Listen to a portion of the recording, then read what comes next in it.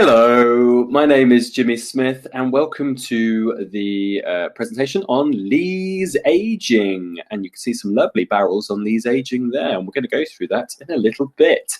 So, as I mentioned, my name is Jimmy Smith. I am the owner of the award-winning West London Wine School in London, in the United Kingdom, and also the owner of another school in London called South London Wine School, and a wine bar called Streatham Wine House here, also in the same city. I have a number of handles. They're up there on the screen. So I have my own account, which is Wine with Jimmy. So please, if you have any questions about today's webinar, if you have any information, you just want to get in touch, share some thoughts, please do. At West London Wine School also is the school's handle, and then South London Wine as well is also mentioned there. So it's fantastic to have you on board, and we are looking at a few concepts of lees aging, like I mentioned. So this really is designed to help those that are currently studying some form of wine education. The knowledge that this will be pitched at is about the level 3 knowledge, WSET Level 3 knowledge, with a few little added extras. And I've come up with a nice little structure in this to help you understand the concept of lees aging. Okay, so let's go through it. First up then is really about understanding what exactly lees are, or what the French called lie. So the French will actually call the aging on the lees élevage sur lie, and we call that aging on the lees. Now, what are they? So the first thing here, it's mentioned, is that lees are the deposits of the dead yeast cells or residual yeast. So this is after the fermentation. Now, so yeast is in all its different forms, like Saccharomyces and Brettanomyces, etc. These will ferment the wines. And once the environment becomes too toxic for them, that is with too higher alcohols, or the sugar has all been used up, the yeast will die and form that sediment or deposit, which is called lie or lees. Now, the options around what to do with this is dependent on the winemaker. He or she may actually get rid of those lees immediately.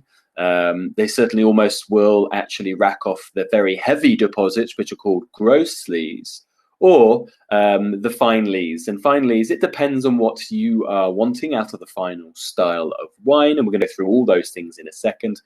So it is an optional process that a winemaker can utilize to craft a different style, or add complexities, or balance things within a wine.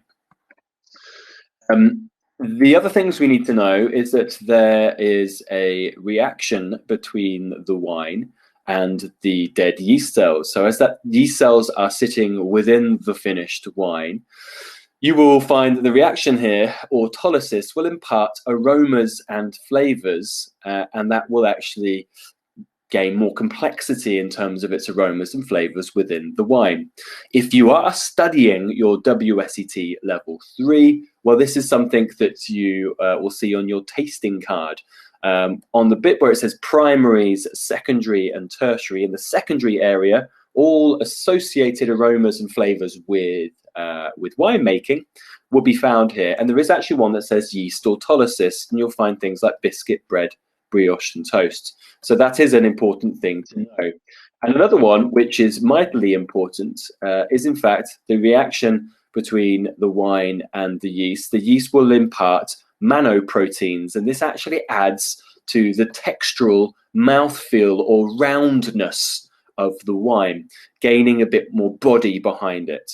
So often if you are assessing wines and you think the body is medium or medium plus or even full, it is very likely that one of the contributors to those bigger bodied, rounder characteristics is in fact the manoproteins that have come from yeast autolysis and from the reaction with the yeast. Of course, there are other things like oxidation, old vines. There are things like malolactic will also add more weight and body and alcohol as well, and sugar. but we are just talking about the lees in this instance.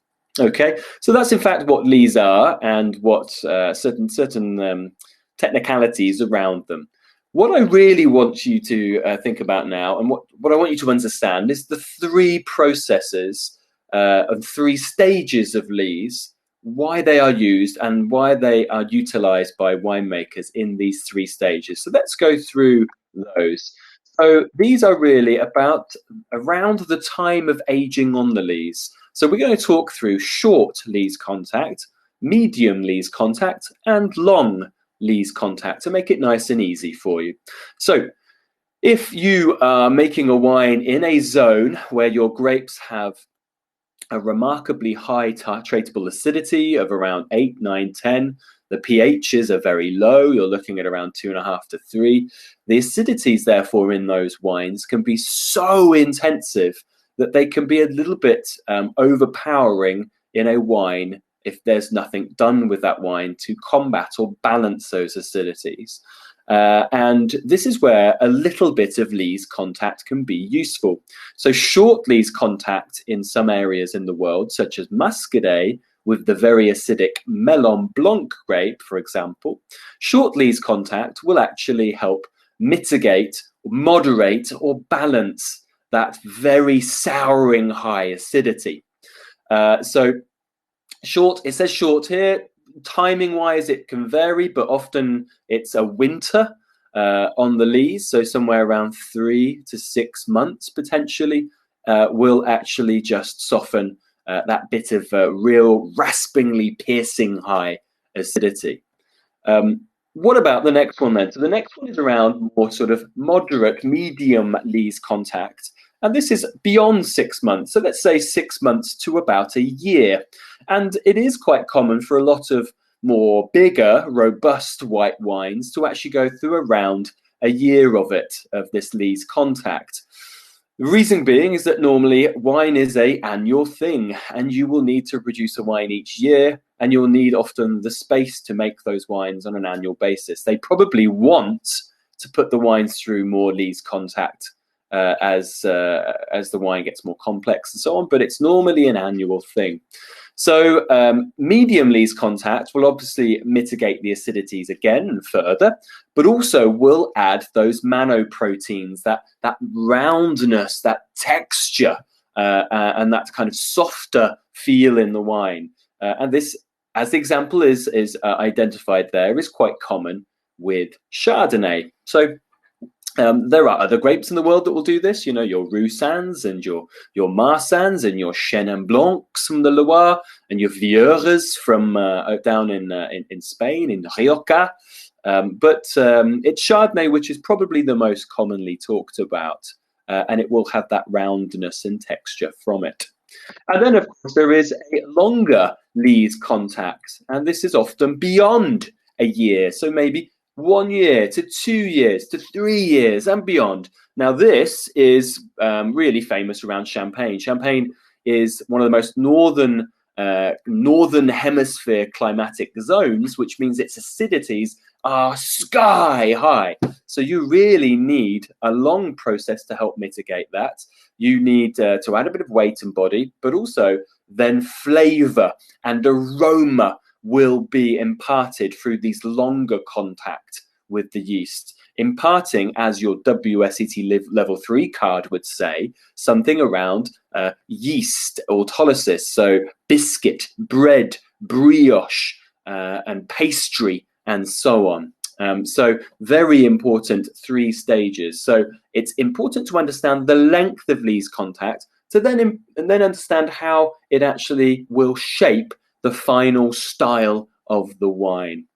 The next little bit is just some of those examples, just to put some pictorial examples on the slide for you so you can see those. And here you have the 3 of them. So we have Muscadet, Sèvres et Maine, and this is a Surly from Château de la Muchetière, and this would have had short lees contact.